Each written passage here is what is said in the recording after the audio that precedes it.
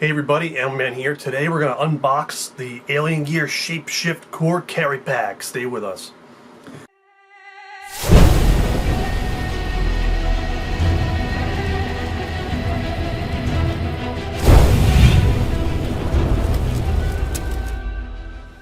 So, Alien Gear was nice enough to send this to me to review, and I have been awaiting this. I've watched so many other reviews on this, and I've read so many articles about it, and I'm convinced that this is the right system for me. So I've been super excited to get this. Let's bust this open and see what's in here. So first off, this is for the Smith & Wesson M&P Shield M2.0 in 9mm, but it says in the box this will also work for the Shield 9, the 9 Performance Center, M&P Shield 40, 40 Performance Center, and the M&P Shield 2.0 9mm, which is what I have, and also the 2.0 in 40. So this fits all of them, which is kind of cool. Alright, so right off the bat in the box, you've got the two backers for two of the, actually this is for 3 of the configurations, 3 out of the 4 you can do. So first off, this is the backer if you're going to wear this at the 430 position. And by the way, this is my first time seeing this system, and right away it feels like it's made very, very well. What I know about this is the back of it is neoprene, so it's almost like a diver's wetsuit. So that's designed to feel good against your skin and be breathable. The outside of it is rubberized, so you get a good grip, because this is for in the waistband. So you get a good grip on your clothing. And inside it, there's a piece of spring steel. Now, the interesting thing to me is if you feel this, you can feel where the spring steel is. And on this, it feels like to me it's in this area here, and it goes all the way up this lip, which covers the end of the gun here. But it's not over here. It doesn't feel like there's any metal in there over here or on the end. So that's interesting. But that does increase the rigidity and helps it from getting a memory. When you wear it, this is going to want to flare out probably, and that'll help keep this from getting a memory and staying like that all the time. So that's what that's for. And then these are adjustable, 3-position adjustable, but using these adjustments you can also adjust the cant. If you keep this one in the center and pop this one down here, for example, you can adjust the cant. You can also adjust the cant right here by using these screws here. So that's kind of neat. It's a cool system. Alright, the second one we have here, same thing, neoprene, rubberized, spring steel. Now on this, the spring steel feels like same type of thing, like not in this area, but the spring steel is kind of like all in here. And I guess that's where most of the pressure would be anyways from holding the gun. So we've got that backer. In here you've got just the instructions, all that good stuff. Put that aside. Alright, now second layer to this has all the rest of the goodies. Awesome, pretty cool. Alright, so I'm going to get the instructions out of the way, and I'm going to just lay these all out in front of us here so we can see what's going on. So here we have the shell, the main shell, for the pistol holster, and this would be for using with the paddle holster. See, Alien Gear, Alien Head, paddle holster. Alright, before we do that, I'm just going to lay them out, but that's the paddle holster attachment. This, I do not know what that is, but that looks like it's for some type of paddle holster as well. I'm going to have to look and see what the deal is with this. Oh, you know what? Is that? Looks like it's for maybe a smaller belt. That's cool. Alright. That threw me off. I haven't seen that before in other reviews actually. So these are for appendix carry clips. I don't know why it came with 2. Maybe one's just an extra. These are for belt slide carry option. An extra trigger guard. Then we have, oh dude, we have extra clips. Extra belt clips. Oh, cool, cool. Put those over here so you can see them. There's got to be a learning curve with this, guys, for sure. And this is for a wall mount. We're using the paddle holster, but with a wall mount for that. This is also wall mounting hardware. some extra clips and some extra screws. Alright, cool. And just satisfaction survey card. Alright, cool guys. So, right off the top of my head, like I said, this is my first time seeing this. Let me see what I can do. First off, let's start with the paddle holster configuration. This is pretty straightforward. It's already set up for that. So when it's set up for the paddle holster configuration, this is the adjustment for the tension right here, that little square. And the cool thing is you can use any of these lock tabs, you can unlock them, and then you can insert that in there. Whoops, there it goes.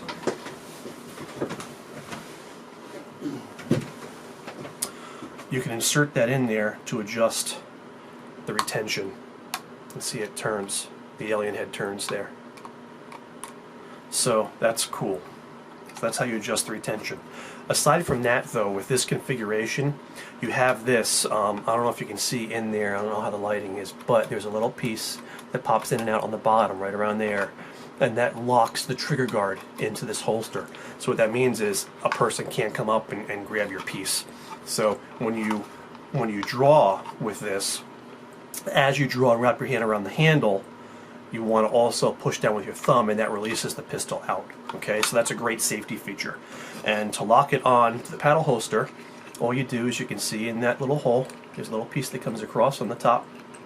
You just squeeze this, and they attach together. And that's the paddle holster configuration. When you want to take them apart, just squeeze it again, they just pop apart. Very cool. Same thing if you wanted to use this, if you wanted to wall mount this or mount this in your vehicle. Check with your state laws, because in my state I don't think you can do that. I don't know how other states are with this, so you have to check, make sure you follow all of the laws in your state, guys, okay? You don't want to be a felon over something silly like this. But this is, you can take this off your paddle holster if you sit down in your vehicle, or if you're sitting in your workshop or something, and just for comfort, or if you want to keep this clean and keep your pistol clean, you can take it off yourself. And if this is mounted on the wall, you just pop it right on the wall next to you, and then when you're done, you pop it back off and reholster it. That's what that's for. Alright, so that's the paddle holster configuration. Pretty cool. Now, we're going to do some other ones. Let's do appendix carry. I'm going to get this stuff out of the way. We don't need that. We don't need those. My toddler is in the other room laughing at me. Is this funny to you? Okay. We are going to need this though. Alright, so to change the configuration, we just undo both of these twist locks. And this should just slide apart. There we go. And we are going to not use this back, because remember, this back has this permanently mounted on there for the paddle holster, and that's going to be in the way. So we're just going to use the front shell, but instead of this, we're going to replace just the trigger guard with this smaller trigger guard. And we're going to attach that on. Got to line it up. It's kind of funky how to line it up at first, but it's not that bad. So that's on, and we want to lock it on, and then we attach it onto the backer, just like that. And then we need something to keep them together so we can lock them together, and that's where the clip comes in. You slide the clip on. And I'm doing this upside down, so it's a little weird. And then lock it. There is our appendix carry option. Okay, so that's pretty cool. Seems like it'd be very comfortable. And I believe, even though you can adjust the tension, the retention rather, on here, I believe that as even though there's spring steel on the back, as the natural curve of your body pushes on there, it'll give it a little bit more retention probably, even though there's that spring steel in there. Right? Can you see that flex a little bit? So that's what I'm thinking. I'm thinking this might be one of the most comfortable options for me. Actually, it's either that or this, because I have to carry concealed here in Massachusetts. But let's take this apart. Pretty simple, straightforward. Slide the clip off if we can. There it comes. Pop that off. Now attaching it to this should be similar, but because we already have two clips on this backer, belt clips, we don't need this piece. So instead, this already comes with a piece to lock it on with that's already on there, so we just have to undo the clip, little twist lock I mean, and pop it off of there, slide that off. Oop, it's on there pretty good. Come on, bro. Man, it's on there. It's coming. There we go. Bet that'll loosen up over time. And this should be all set to use. It's already set for using a backer with that trigger guard. Okay, pop it on. Slide this sucker back on. Slide that all the way on. It's real tight. Need a twist lock. Alright, and that is set for in the waistband at the 430 position. Again, you can adjust the height by changing the position of these clips to higher or lower, or change the angle. You can also adjust the angle of the cant right here with these screws. And it comes with an Allen key to adjust, to take those in and out and adjust it. That's what those are for. But there you go. So that's for in the waistband. Again, you've got the spring steel.